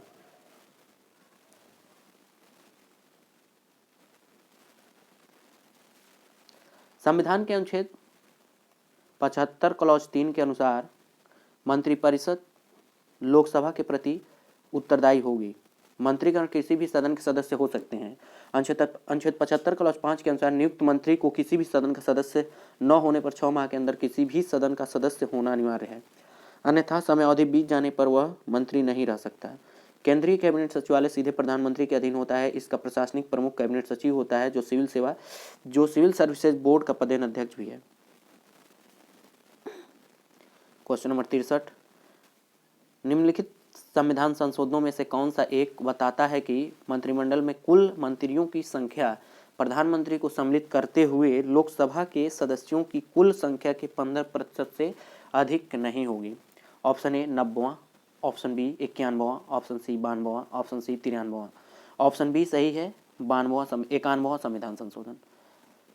91वां संविधान संशोधन अधिनियम 2003 द्वारा संविधान के अनुच्छेद 75 में 75(1) को मंत्रिपरिषद में प्रधानमंत्री सहित मंत्रियों की कुल संख्या लोकसभा के कुल सदस्यों की संख्या के 15% से अधिक नहीं होनी चाहिए, निर्धारित की गई थी। क्वेश्चन नंबर 64, केंद्रीय सरकार के संदर्भ में निम्नलिखित तथ्यों पर विचार कीजिए। 15 अगस्त 1947 को केंद्र में मंत्रालयों की संख्या 18 थी। वर्तमान में केंद्र में मंत्रालयों की संख्या 36 है। ऑप्शन ए केवल 1, ऑप्शन बी केवल 2, ऑप्शन सी 1 और 2 दोनों, ऑप्शन डी 9 तो 1 और 9 ही 2, जिसमें ऑप्शन ए सही है केवल 1। क्वेश्चन नंबर 64, निम्नलिखित में से कौन सा आधिकारिक दस्तावेज भारत से संबंधित है? ऑप्शन ए हरित पत्र, ऑप्शन बी श्वेत पत्र, ऑप्शन सी पीत पुस्तिका, ऑप्शन डी नीली पुस्तिका, जिसमें ऑप्शन बी सही है श्वेत पत्र। भारत में सरकार द्वारा अथवा उसके किसी मंत्रालय द्वारा किसी विषय पर विस्तृत एवं आधिकारिक विवरण श्वेत पत्र के रूप में जारी किया जाता है, जिसे व्हाइट पेपर कहते हैं। क्वेश्चन नंबर 66, भारत के संविधान के निम्नलिखित अनुच्छेदों में से किसके अनुसार प्रत्येक राज्य की कार्यपालिका शक्ति का इस प्रकार प्रयोग किया जाएगा जिससे संघ की कार्यपालिका शक्ति के प्रयोग में कोई अड़चन न हो या उस पर कोई प्रतिकूल प्रभाव न पड़े? अनुच्छेद ऑप्शन ए अनुच्छेद 257, ऑप्शन बी अनुच्छेद 258, ऑप्शन सी अनुच्छेद 355 और ऑप्शन डी अनुच्छेद 356। ऑप्शन ए सही है अनुच्छेद 257। भारत के संविधान के अनुच्छेद 257 क्लॉज 1 के अनुसार प्रत्येक राज्य की कार्यपालिका शक्ति का इस प्रकार प्रयोग किया जाएगा जिससे संघ की कार्यपालिका शक्ति के प्रयोग में कोई अड़चन न हो या उस पर कोई प्रतिकूल प्रभाव न पड़े और संघ की कार्यपालिका शक्ति का विस्तार किसी राज्य को ऐसे निर्देश देने तक हो जो भारत सरकार को इस प्रयोजन के लिए आवश्यक प्रतीत हो। क्वेश्चन नंबर 67, संघीय मंत्रिमंडल का पुनर्गठन किसी रिपोर्ट पर आधारित था? Option A Gopal Swami Ayyangar, option B K M Munshi, option C T Krishnamachari, option D B C Roy. Option A सही है गोपाल स्वामी अयंगर। एन गोपाल स्वामी अयंगर ने वर्ष 1949 में प्रस्तुत अपनी रिपोर्ट में अनुशंसा की थी कि केंद्रीय मंत्रालय bureau of natural resources and agriculture, bureau of industry and commerce, bureau of transport and communication तथा bureau of labour and social services में संयुक्त किए जाने चाहिए। क्वेश्चन नंबर 68, निम्नलिखित में से कौन से मंत्रिमंडल सचिवालय के कार्य हैं? पहला मंत्रिमंडल बैठकों के लिए कार्यसूची तैयार करना, दूसरा मंत्रिमंडल समितियों के लिए सचिवालयी सहायता और तीसरा मंत्रालयों को वित्तीय संसाधनों का आवंटन।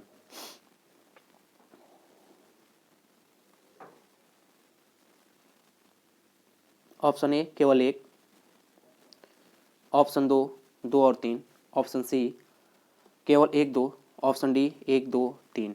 ऑप्शन सी सही है केवल 1 और 2। भारत सरकार नियम 1961 में मंत्रिमंडल सचिवालय को नियमों की प्रथम अनुसूची में स्थान दिया गया है। इस सचिवालय को आवंटित विषय हैं मंत्रिमंडल तथा मंत्रिमंडलीय समितियों को सचिवीय सहायता देना, सेक्रेटरियल। दूसरा कार्य के नियम। मंत्रिमंडल सचिवालय द्वारा मंत्रिमंडल और मंत्रिमंडलीय समितियों को उपलब्ध कराई जाने वाली सचिवालयी सहायता शामिल है।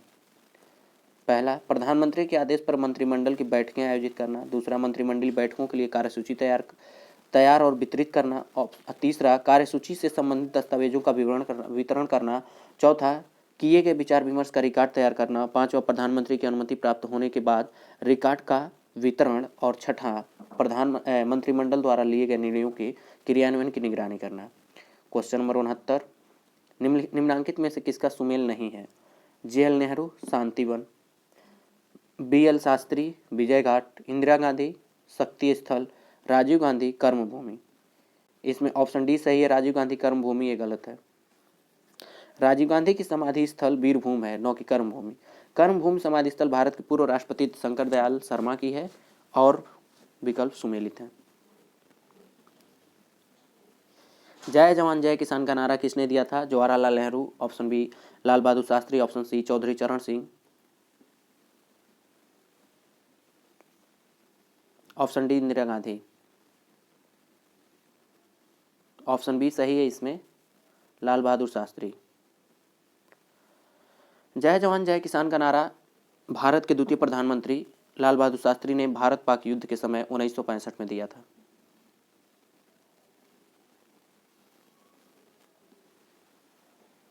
स्वतंत्र भारत में प्रथम बार संघीय सचिव का पद किस वर्ष सृजित किया गया?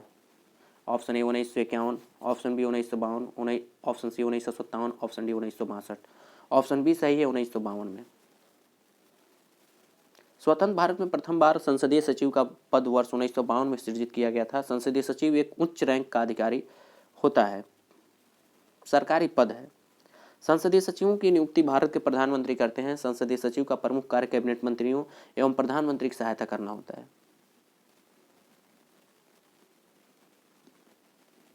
केंद्रीय मंत्रिमंडल यहीं समाप्त होता है। अब हम महान्यायवादी और CAG के बारे में पढ़ेंगे,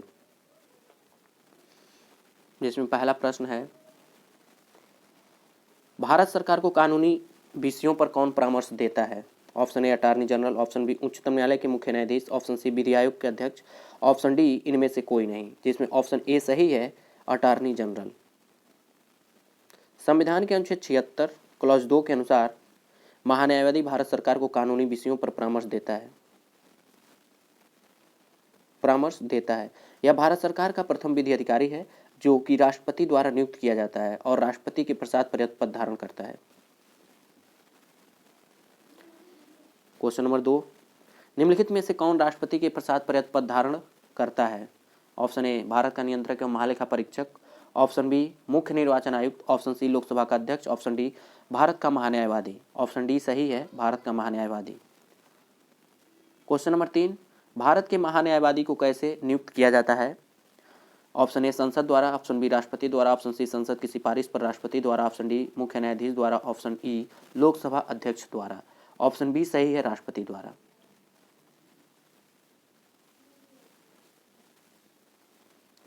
क्वेश्चन नंबर 4, भारत का महान्यायवादी किसके द्वारा नियुक्त किया जाता है? ऑप्शन ए विधि मंत्री द्वारा, ऑप्शन बी भारत के राष्ट्रपति द्वारा, ऑप्शन सी लोकसभा का अध्यक्ष द्वारा, ऑप्शन डी प्रधानमंत्री द्वारा, ऑप्शन ई उपयुक्त में से कोई नहीं, उपयुक्त में से एक से अधिक। ऑप्शन बी सही है, भारत के राष्ट्रपति द्वारा। क्वेश्चन रिपीटेड है, जो कि अनेक परीक्षाओं में पूछे गए हैं। क्वेश्चन नंबर 5, निम्नलिखित में से किसे भारत सरकार का प्रथम विधि अधिकारी समझा जाता है? ऑप्शन ए भारत के मुख्य न्यायाधीश को, ऑप्शन बी महान्यायाधिकर्ता को, ऑप्शन सी महान्यायवादी को, ऑप्शन डी महाधिवक्ता को, जिसमें ऑप्शन सी सही है, महान्यायवादी को। क्वेश्चन नंबर 6, भारत के प्रथम विधि अधिकारी के रूप में कौन जाना जाता है? ऑप्शन ए भारत का मुख्य न्यायाधीश, ऑप्शन बी भारत का महानियंत्रक, ऑप्शन सी भारत का महान्यायवादी, ऑप्शन डी विधि सचिव। ऑप्शन सी सही है, भारत का महान्यायवादी।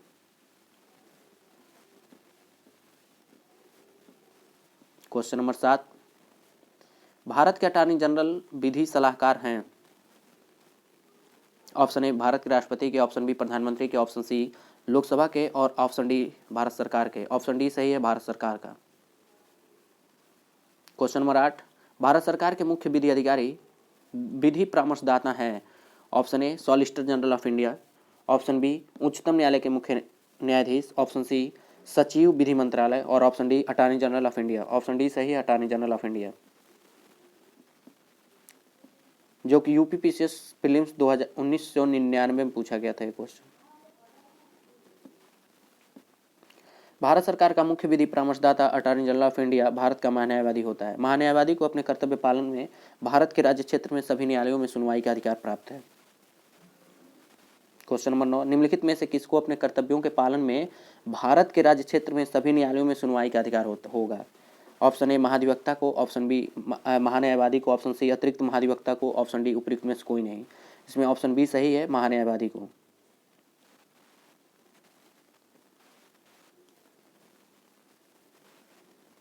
क्वेश्चन नंबर 10, भारत के महान्यायवादी के विषय में निम्नलिखित कथनों पर विचार कीजिए।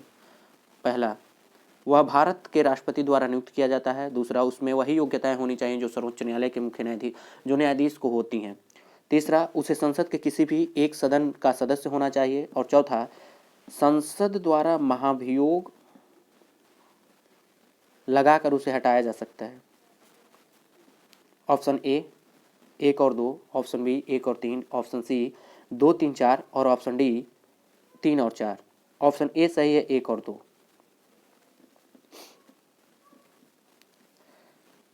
राष्ट्रपति द्वारा नियुक्त किए जाने वाले महान्यायवादी में वही योग्यताएं होनी चाहिए जो सर्वोच्च न्यायालय के न्यायाधीश के लिए आवश्यक है।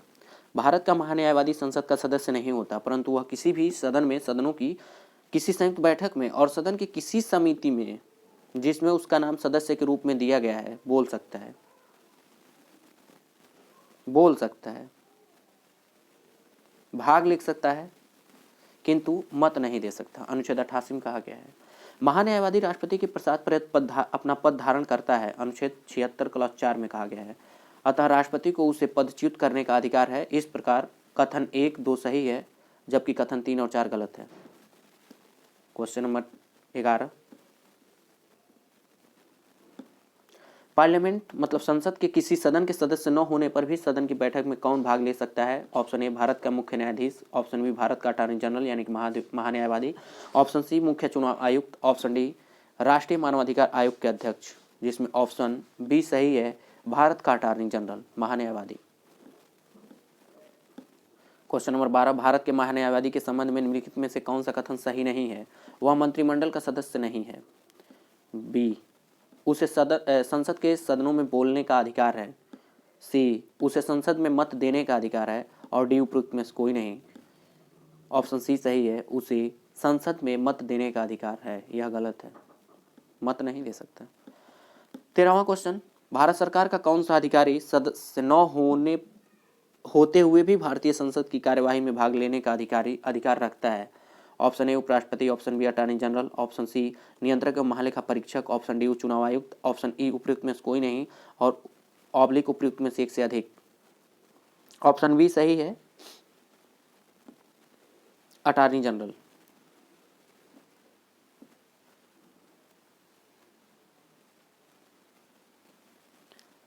निम्नलिखित में से किसे संसद के दोनों सदनों में बोलने, अन्य कार्यवाहियों में सम्मिलित होने एवं किसी भी संसदीय कमेटी का सदस्य होने का अधिकार है तो परंतु उसे वोट देने का अधिकार नहीं है? ऑप्शन ए भारत के महालेखा परीक्षक एवं लेखा नियंत्रक, ऑप्शन बी भारत के मुख्य चुनाव आयुक्त, ऑप्शन सी भारत के वित्त आयोग के अध्यक्ष, ऑप्शन डी भारत के अटॉर्नी जनरल। ऑप्शन डी सही है, भारत के अटॉर्नी जनरल। क्वेश्चन नंबर 15, निम्नलिखित में से कौन संसद के दोनों सदनों में से किसी भी सदन की कार्यवाही में भाग ले सकता है? ऑप्शन ए राष्ट्रपति, दूसरा महाधिवक्ता सॉलिसिटर जनरल ऑफ इंडिया होता है इसे, ऑप्शन सी मुख्य न्यायाधीश, ऑप्शन डी महान्यायवादी। ऑप्शन डी सही है, महान्यायवादी।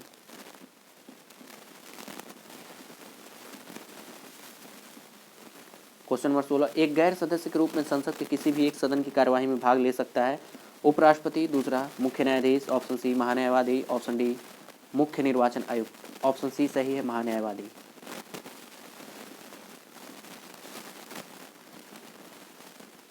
क्वेश्चन नंबर 17, निम्नलिखित में से किसे संसद को संबोधित करने का अधिकार प्राप्त है? ऑप्शन ए भारत के महान्यायवादी को, ऑप्शन बी भारत के मुख्य चुनाव आयुक्त को, ऑप्शन सी भारत के मुख्य न्यायाधीश को, ऑप्शन डी राष्ट्रीय सुरक्षा सलाहकार को। ऑप्शन ए सही है, भारत के महान्यायवादी को।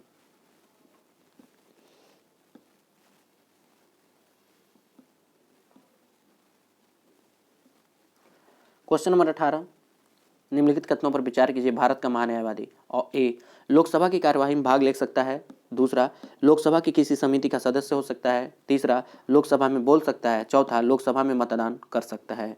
ऑप्शन ए केवल 1, option 2 2 4, option C 1 2 3, option D 1 और 3, जिसमें ऑप्शन सी सही है 1 2 और 3।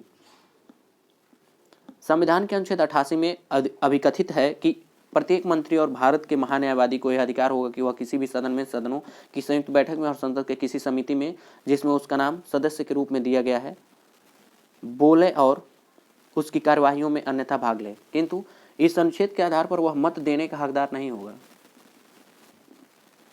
क्वेश्चन नंबर 19, सॉलिसिटर जनरल निम्न में से क्या होता है?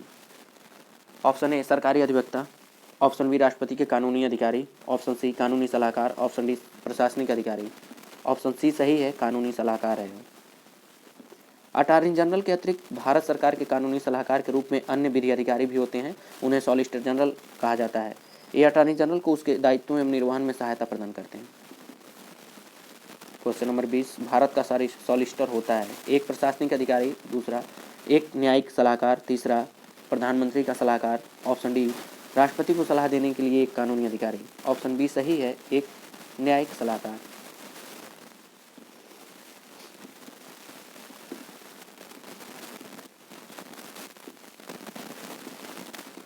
क्वेश्चन नंबर 21, कानूनी विषयों पर राज्य सरकार को परामर्श देता है, कौन परामर्श देता है? ऑप्शन ए महान्यायवादी, option B advocate general, option C महान्यायाधिकर्ता और ऑप्शन डी उच्च न्यायालय का मुख्य न्यायाधीश। ऑप्शन बी सही है, एडवोकेट जनरल।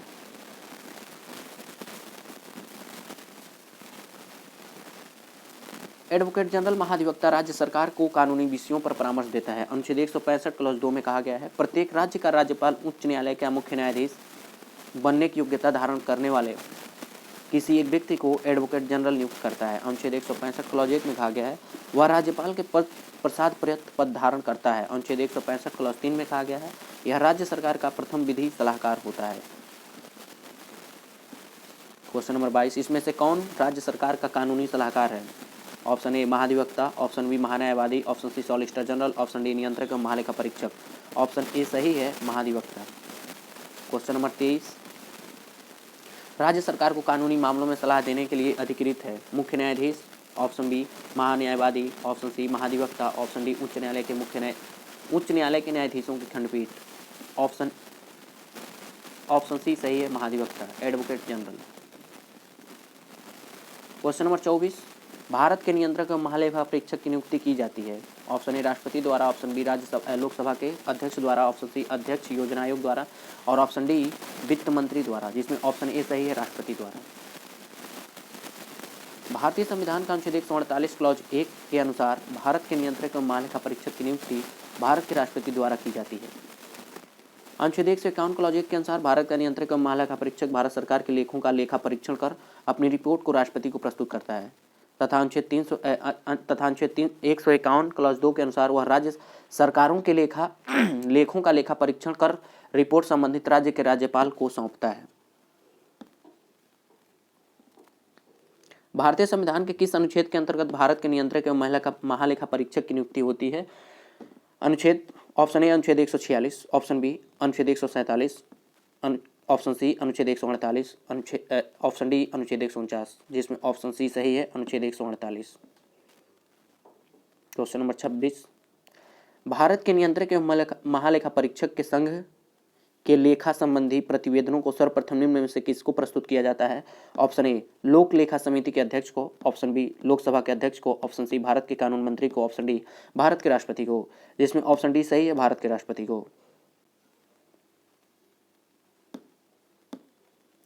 क्वेश्चन नंबर 27, निम्नलिखित में से किसके द्वारा भारत के नियंत्रक एवं महालेखा परीक्षक के पद का सृजन किया गया था? ऑप्शन ए संसदीय अधिनियम द्वारा, ऑप्शन बी संविधान द्वारा, ऑप्शन सी मंत्रिमंडल के संकल्प द्वारा, ऑप्शन डी उपयुक्त में से कोई नहीं। ऑप्शन बी सही है, संविधान द्वारा। क्वेश्चन नंबर 28, भारत के नियंत्रक एवं महालेखा परीक्षक के पद पर नियुक्ति का कार्यकाल होता है। ऑप्शन ए 4 वर्ष, ऑप्शन बी 5 वर्ष, ऑप्शन सी 6 वर्ष, ऑप्शन डी 7 वर्ष। ऑप्शन सी सही है, 6 वर्ष।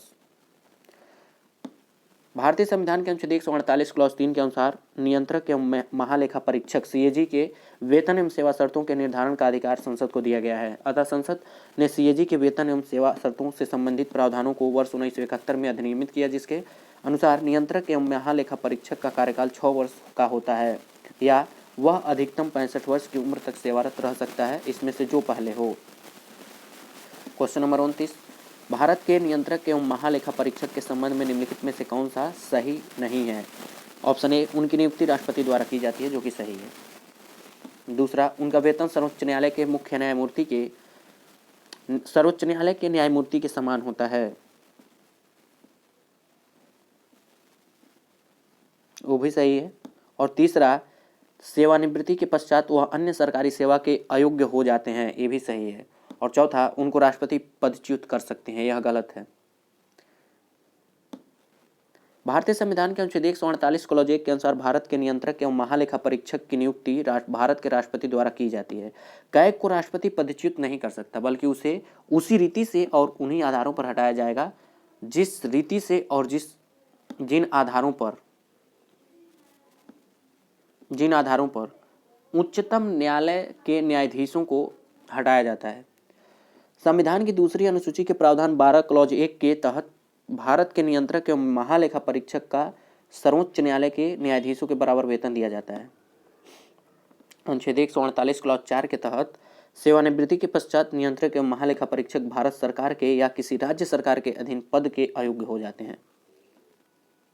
क्वेश्चन नंबर 30, भारत के नियंत्रक एवं महालेखा परीक्षक को उसके पद से हटाए जाने की प्रक्रिया निम्नलिखित में से किसके समान है? ऑप्शन ए, लोकसभा अध्यक्ष, ऑप्शन बी, भारत का महान्यायवादी, ऑप्शन सी, उच्चतम न्यायालय के न्यायाधीश, ऑप्शन सी, संघ लोक सेवा आयोग के अध्यक्ष का, जिसमें ऑप्शन सी सही है, उच्चतम न्यायालय के न्यायाधीश।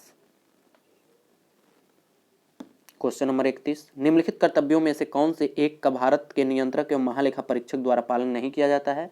ऑप्शन ए, भारत की संचित निधि से होने वाले सभी व्ययों का लेखा परीक्षण करना और उसके संबंध में प्रतिवेदन प्रस्तुत करना। ऑप्शन बी, आकस्मिकता निधि और लोक लेखाओं से होने वाले सभी व्ययों की लेखा परीक्षा करना और उसके संबंध में प्रतिवेदन प्रस्तुत करना।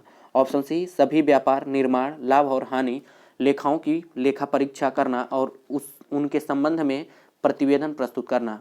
ऑप्शन डी, सार्वजनिक धन की प्राप्ति और निर्गम का नियंत्रण करना और यह सुनिश्चित करना कि सार्वजनिक राजस्व राजकोष में जमा हो। ऑप्शन डी सही है, सार्वजनिक धन की प्राप्ति और निर्गम का नियंत्रण करना और यह सुनिश्चित करना कि सार्वजनिक राजस्व राजकोष में जमा हो। आईएएस 2001 में पूछा गया था और यूपी पीसीएस मेंस 2004 में यह क्वेश्चन पूछा गया था। व्याख्या देखते हैं। भारत में नियंत्रक महालेखा परीक्षक सार्वजनिक धन की प्राप्ति और निर्गम पर नियंत्रण का कार्य नहीं करता है, बल्कि इसका लेखा परीक्षा करता है। नियंत्रक एवं महालेखा परीक्षक के निम्नलिखित कर्तव्य हैं। वह केंद्र तथा राज्य सरकारों के राजस्व से भारत के अंदर तथा बाहर किए गए व्ययों एवं लेन देन की लेखा परीक्षा करता है। दूसरा, वह व्यापारिक, निर्माण संबंधी लाभ तथा हानि के लेखों की लेखा परीक्षा करता है। तीसरा, वह भंडार गृहों की लेखा परीक्षा करता है। चौथा, राष्ट्रपति के आदेश पर वह स्थानीय निकायों की लेखा परीक्षा करता है। पांचवा, वह सरकारी कंपनियों एवं निगमों की लेखा परीक्षण में महत्वपूर्ण भूमिका निभाता है। नियंत्रक एवं महालेखा परीक्षक अपने नाम के अनुरूप भारत के वित्त पर नियंत्रण का कार्य न करके केवल उसकी परीक्षा का कार्य करता है, जबकि ब्रिटेन का नियंत्रक एवं लेखा परीक्षक दोनों प्रकार के अधिकार रखता है। क्वेश्चन नंबर 32, लोक निधि के फलोत्पादक और आशयित प्रयोग को सुरक्षित करने के साथ साथ भारत में नियंत्रक एवं महालेखा परीक्षक के कार्यालय का महत्व क्या है? ऑप्शन ए, कैग संसद की ओर से राजकोष पर नियंत्रण रखता है जब भारत का राष्ट्रपति राष्ट्रीय आपात या वित्तीय आपात घोषित करता है। कैग की मंत्रालयों द्वारा कार्यान्वित परियोजनाओं या कार्यक्रमों पर जारी किए गए प्रतिवेदनों पर लोक लेखा समिति विचार विमर्श करती है। तीसरा, कैग के प्रतिवेदनों से मिली जानकारियों के आधार पर जांचकर्ता एजेंसियां उन लोगों के विरुद्ध आरोप दाखिल कर सकती हैं जिन्होंने लोक निधि प्रबंधन में कानून का उल्लंघन किया हो। चौथा, कैग को ऐसी निश्चित न्यायिक शक्तियां प्राप्त हैं कि सरकारी कंपनियों के लेखा परीक्षा और लेखा जांचते समय वह कानून का उल्लंघन करने वालों पर अभियोग लगा सके। ऑप्शन ए, 1, 3 और 4, ऑप्शन बी केवल 2, ऑप्शन सी 2 और 3, ऑप्शन डी 1, 2, 3, 4। इसमें ऑप्शन सी सही है, 2 और 3। अनुच्छेद 148 के तहत भारत के नियंत्रक एवं महालेखा परीक्षक के पद का सृजन किया गया है, जिसे संघ के और राज्यों के लेखाओं के संबंध में विशेष नियंत्रण एवं अधीक्षण शक्तियां प्रदान की गई हैं। इसके द्वारा प्रस्तुत लेखाओं पर संसद की लोक लेखा समिति में विचार विमर्श होता है और इसके प्रतिवेदनों के आधार पर जांच एजेंसियां आरोपियों के विरुद्ध आरोप पत्र दाखिल कर सकती हैं। क्वेश्चन नंबर 33, नियंत्रक एवं महालेखा परीक्षक की टीका टिप्पणी पर उचित कार्यवाही करने की अंतिम जिम्मेदारी है। ऑप्शन ए भारत के राष्ट्रपति की, ऑप्शन बी सर्वोच्च न्यायालय की, ऑप्शन सी संसद की, ऑप्शन डी राष्ट्रीय विकास परिषद की, जिसमें ऑप्शन सी सही है, संसद की। संविधान के अनुच्छेद 151 क्लॉज 1 के तहत नियंत्रक एवं महालेखा परीक्षक की रिपोर्ट राष्ट्रपति के द्वारा संसद के दोनों सदनों के समक्ष प्रस्तुत करवाया जाता है। अतः नियंत्रक एवं महालेखा परीक्षक की टीका टिप्पणी पर उचित कार्यवाही करने की अंतिम जिम्मेदारी संसद की है। क्वेश्चन नंबर 34, निम्नलिखित में से कौन संसद की लोक लेखा समिति की बैठकों में उपस्थित रहता है? ऑप्शन ए भारत के महान्यायवादी, ऑप्शन बी भारत के महाधिवक्ता, ऑप्शन सी भारत के नियंत्रक महालेखा परीक्षक, ऑप्शन डी उपरोक्त में से कोई नहीं। ऑप्शन सी सही है, भारत के नियंत्रक एवं महालेखा परीक्षक। भारत के नियंत्रक एवं महालेखा परीक्षक संसद की लोक लेखा समिति की बैठकों में भाग ले सकता है। संविधान के अनुच्छेद 149 में नियंत्रक महालेखा परीक्षक के कर्तव्य एवं शक्तियां वर्णित हैं।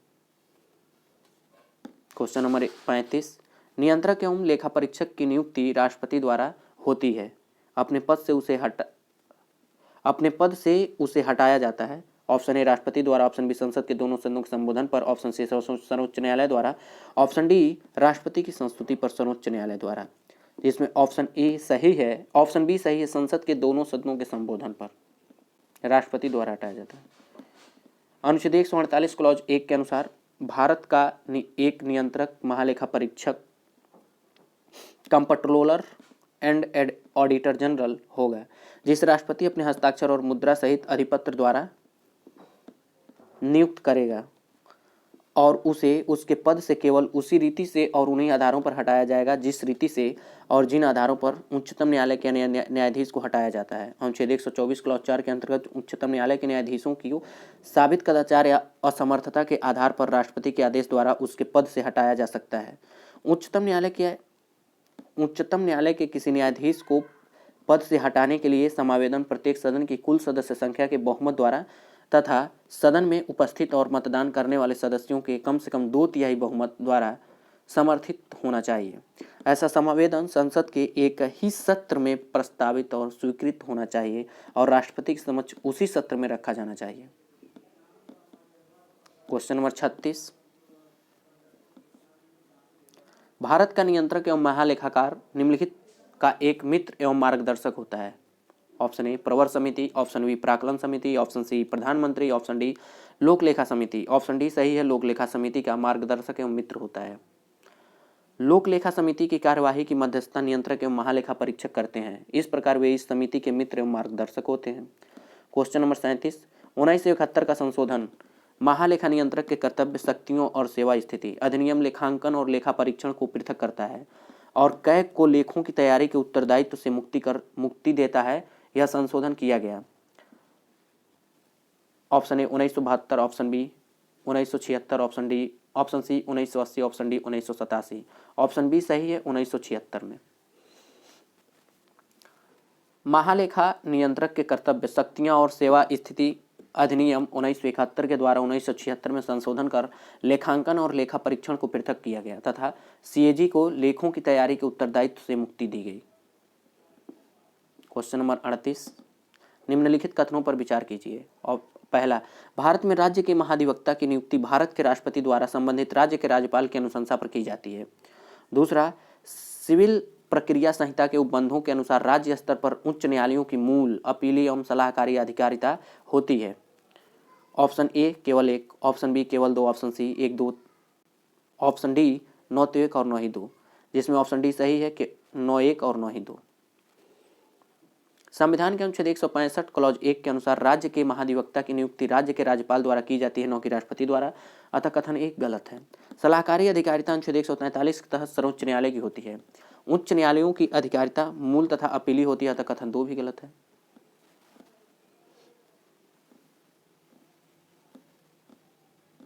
क्वेश्चन नंबर 39,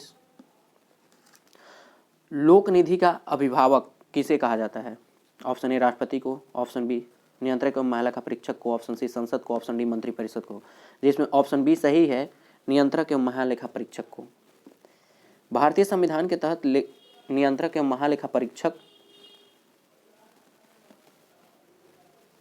संघ एवं राज्यों की लोक निधियों से सभी व्ययों की लेखा परीक्षा करता है, अतः उसे लोक निधि का अभिभावक कहा जाता है। क्वेश्चन नंबर 40, भारत के सीएजी मतलब नियंत्रक एवं महालेखा परीक्षक कार्य करते हैं। पहला ऑप्शन ए नागरिक स्वतंत्रता के संरक्षक के रूप में, बी ऑप्शन बी लोक वित्त संरक्षक के रूप में, ऑप्शन सी सरकार के मुख्य विधिक सलाहकार के रूप में, ऑप्शन डी उपयुक्त सभी के संरक्षक के रूप में। ऑप्शन बी सही है, लोक वित्त संरक्षक के रूप में।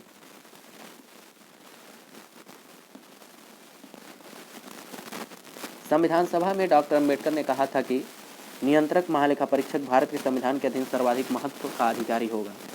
वह सार्वजनिक धन का संरक्षक होगा और उसका कर्तव्य होगा कि वह यह देखे कि भारत की या किसी राज्य की संचित निधि में से समुचित विधानमंडल के प्राधिकार के बिना एक पैसा भी खर्च नहीं किया जाए। क्वेश्चन नंबर 41, निम्नलिखित में से कौन सा विकल्प गलत है? लोक वित्त सरकार के वित्तीय क्रियाकलापों का अध्ययन है। इसके अंतर्गत आते हैं ऑप्शन ए सार्वजनिक खर्च का परीक्षण, ऑप्शन बी सार्वजनिक राजस्व, ऑप्शन सी वित्तीय प्रशासन, ऑप्शन डी व्यावसायिक बैंकों के कार्य निष्पादन। ऑप्शन डी सही है, व्यावसायिक बैंकों के कार्य निष्पादन। लोक वित्त पब्लिक फाइनेंस सरकार के वित्तीय क्रियाकलापों का अध्ययन है। इसके अंतर्गत सार्वजनिक व्यय, लोक राजस्व, सार्वजनिक ऋण, वित्तीय प्रशासन तथा संघीय वित्त आते हैं। लोक वित्त का संबंध व्यावसायिक बैंकों के कार्य निष्पादन से नहीं है।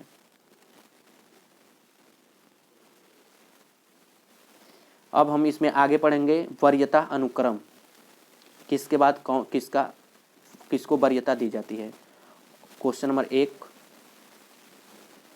निम्नलिखित अधिकारियों पर विचार कीजिए। पहला मंत्रिमंडल सचिव, दूसरा मुख्य निर्वाचन आयुक्त, तीसरा संघीय मंत्रिमंडल सदस्य और चौथा भारत में मुख्य न्यायाधीश। ऑप्शन है, अग्रता क्रम में इनका सही अनुक्रम क्या होगा? तो ऑप्शन है ए 3 4 2 1, ऑप्शन बी है 4 3 1 2, ऑप्शन सी है 4 3 2 1, ऑप्शन डी है 3 4 1 2, जिसमें ऑप्शन सी सही है 4 3 2 1। दिए गए अधिकारियों का अग्रता क्रम इस प्रकार है: भारत के मुख्य न्यायाधीश, संघीय मंत्रिमंडल के सदस्य, मुख्य निर्वाचन आयुक्त और मंत्रिमंडलीय सचिव। क्वेश्चन नंबर 2, भारत सरकार की प्रथमता सारणी में भारत के मुख्य न्यायाधीश के ऊपर कौन आता है? ऑप्शन ए भारत का महान्यायवादी, ऑप्शन बी भूतपूर्व राष्ट्रपति, option C chief of staffs, option D Lok Sabha का अध्यक्ष। ऑप्शन बी सही है, भूतपूर्व राष्ट्रपति। भारत के मुख्य न्यायाधीश से ऊपर वरीयता क्रमशः इस प्रकार है: राष्ट्रपति, उपराष्ट्रपति, प्रधानमंत्री, राज्यों के राज्यपाल अपने राज्य में होते हैं, पांचवा भूतपूर्व राष्ट्रपति और उप प्रधानमंत्री, और छठे पे आता है भारत का मुख्य न्यायाधीश एवं लोकसभा अध्यक्ष वरीयता क्रम में समकक्ष हैं। क्वेश्चन नंबर 3, भारतीय न्यायाचार मतलब प्रोटोकॉल के अनुसार पूर्वता क्रम में निम्न में से सबसे पहले कौन है? उप प्रधानमंत्री, ऑप्शन बी भूतपूर्व राष्ट्रपति, ऑप्शन सी अपने राज्य में राज्यपाल, ऑप्शन डी लोकसभा अध्यक्ष, जिसमें ऑप्शन सी सही है, अपने राज्य में राज्यपाल। IAS 2003 में प्रीलिम्स में पूछा गया था। चौथा क्वेश्चन है, भारत सरकार में सबसे ऊंचे पद का सिविलियन अधिकारी कौन है? ऑप्शन ए गृह सचिव, ऑप्शन बी रक्षा सचिव, ऑप्शन सी मंत्रिमंडल सचिव और ऑप्शन डी दिल्ली का उपराज्यपाल, जिसमें सही है ऑप्शन सी मंत्रिमंडल सचिव। भारत सरकार में सबसे ऊंचे पद का सिविलियन अधिकारी मंत्रिमंडल सचिव होता है। वह मंत्रिमंडल सचिवालय का प्रमुख है। वह देश का वरिष्ठतम लोक सेवक भी होता है। क्वेश्चन नंबर 5, भारत सरकार में सर्वोच्च शासकीय अधिकारी कौन है? ऑप्शन ए दिल्ली के उपराज्यपाल, ऑप्शन बी भारत के रक्षा सचिव, ऑप्शन सी भारत के मंत्रिमंडल सचिव, ऑप्शन डी भारत के प्रधानमंत्री के प्रमुख सचिव, जिसमें ऑप्शन सी सही है, भारत के मंत्रिमंडल के सचिव।